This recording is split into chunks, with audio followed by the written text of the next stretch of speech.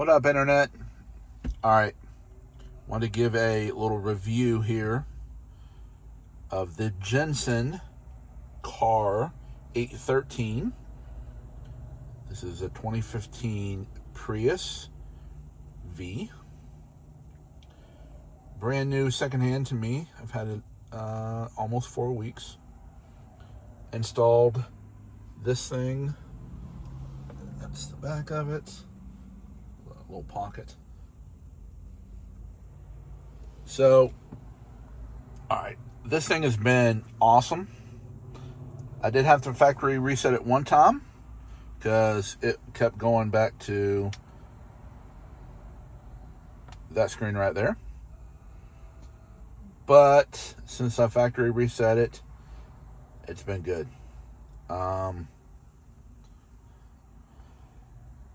I haven't had any issues at all. And the backup camera works, everything like that. And yeah, it was kind of a pain in the ass to install because not many folks have installed Apple CarPlay head units and pulled out their stock OEM one. But I decided to take the plunge because I gotta have Apple CarPlay in my car. I can't do without it. So I took the plunge for everybody. Hopefully you appreciate this video. I'm going to go into a little bit of what I did to install this thing and hopefully help you out with some tips and tricks in the next video. But just wanted to give you a little heads up on this guy and tell you, yeah, it's been fantastic. It doesn't block the vents, and this thing, you can actually raise it up and down, but I've got it at the perfect height. I would not go any larger than this because you're going to block the vents. And I put my microphone sort of right there. It just kind of sneaks under the top glove box. And I've got the GPS antenna tucked in right behind here. So, yep. Basically, to install this thing, what you need to do on yours, you need to take a plastic, and I tell you, it needs to be plastic, not metal. It needs to be plastic. To start right here. The good thing about this car, it came apart pretty easy. Now, it took me about 10 hours to actually get to where we are because there were no good directions. It was a huge pain in the ass to be able to get the screws and the proper placement. For the dash mount kit, it has to be at a certain distance, the actual head unit, or there's going to be a gap back in here. So I had everything together. Crutchfield is where I bought all this stuff, and I do still recommend them. Their directions and tech support are kind of piss poor.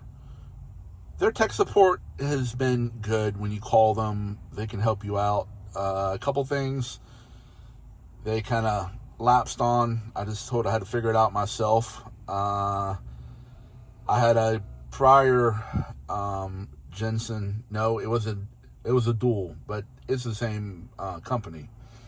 I had a 7-inch dual that I was trying to flush mount into the dash, and it wasn't going to work because there was a gap, and then there was a little bitty radio volume knob here. Anyway, it was smaller. Anyway, it didn't work, so I called them up. They sent me this one out, and then I sent the other one back. They were real cool about that. They've got a really good return policy at 60 days. I highly recommend their Ready harness. I think it's $28.99, but they wire everything for you, and it makes your life so much easier. I had to run a wire that is on the harness. You have to run it down here, and it's, if you can see this little wire, that is plugged into the OBD2 port, and that will let the radio know when you put this thing in reverse and it turns on the camera. So just show you how it works real quick. Like literally, it's perfect. It works every single time, and I've really not had any problems with it. It's a little bit buggy. Sometimes if I'm backing up and I stop backing up, the camera will shut off for a second, and then it realizes, oh, you're still backing up. It'll turn back on. But as long as you put it in reverse, back up, 98.5% of the time, it's perfect. Right? This is not OEM. I mean, we're putting aftermarket stuff in these cars. You have to understand, it's not going to be 100. Would I do it all over again? Yeah.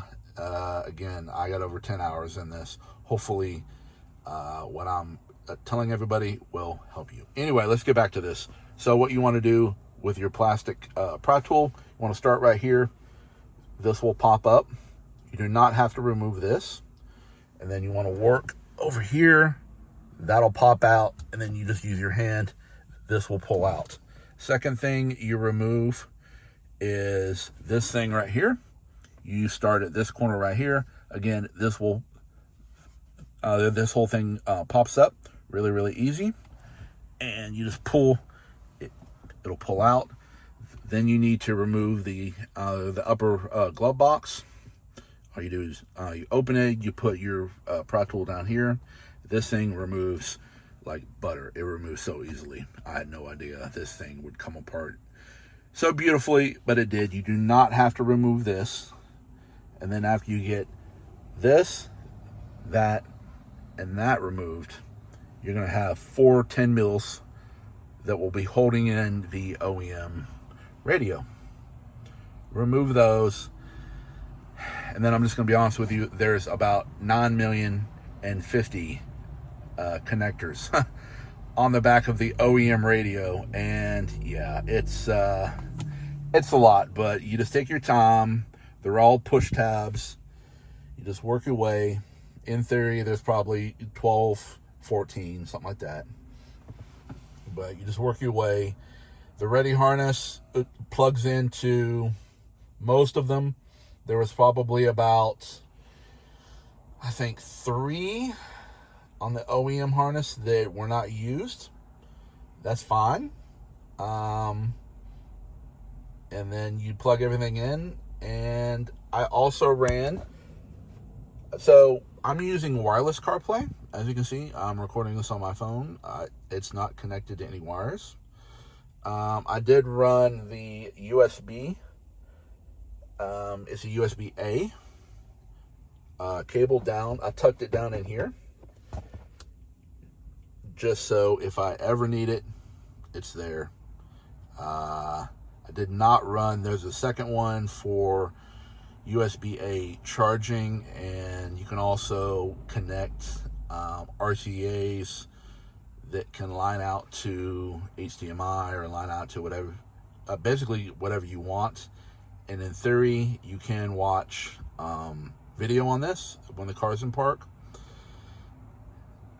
I wanted to do all that and but by the time I got there and by the time I figured out I could do it, I just wanted this thing together. I did not want to have to take any more time, order a cable from Amazon. I just wanted all this put together because I basically work out of my car. So I need my car back together so I can enjoy it. Anyway, that's basically it in a nutshell. If you want to know what screw holes on the radio to use the ones that are furthest back on the side of the radio. Connect the brackets that have the little tabs that the screws go in. And then this little guy right here, the pocket, there was holes on the side and little nubbins that in theory would screw into the dash kit as well. However, it's really meant to go on the bottom, and I had to have it on top because you put it on the bottom, this radio is too high. So you want to make sure that pocket is on the top, and it's literally not glued, not anything. It's just being held in with the dash kit and the lip of the pocket, and it's just fine. Those little nubbins I cut off, and I basically just set it in place, put the dash back together, and just made sure the lip of that dash pocket was out. And then when I snapped everything back together, it fit perfectly. And I'm not going to put anything in it. It's sitting back there. You know, if you're not going to screw it in or put any kind of adhesive or anything, I probably wouldn't even use it. I mean, it's back there. I mean, you're really not going to put anything back there anyway. You're not going to be able to access it. This radio, the actual screen, there's two holes, or not holes, but there's two buttons that are behind this that are, I don't think you can even see it back there. There's two buttons. You can see it right there. There's a button there, and there's a button on the other side. If I need to remove this, I can reach under here ever so gently. I can press those two buttons, and this screen will pull off. There are no screws. That is the best thing about this, is because when I go get my car worked on, or I need to go anywhere where they need to do a tire rotation, oil change, whatever, this radio is going to be removed, and I'll put it back on when they get done with my car. That way, you don't get back to your car with scratches, or this thing not working, or they tampered with it, or they did something. This thing was such a pain in the ass. I don't want any problems. Also, I put a screen protector on this guy, right? I put all this time in. Again, over 10 hours. Seems like a lot. I know it's crazy, but trust me, this was a huge pain in the ass. But hopefully this video will help you guys. Don't be scared. Again, I think I've helped a lot. If you need any more details, feel free to leave a comment. This is going to be on Facebook, Reddit, and I'm going to put it on my YouTube channel as well at Blue Planet Drone on YouTube. So can't find it anywhere else, look on Blue Planet Drone on YouTube and it'll be there. But if not, find it somewhere. Other than that, I will see you guys on the internet. And if you have any questions, feel free to ask. Holla.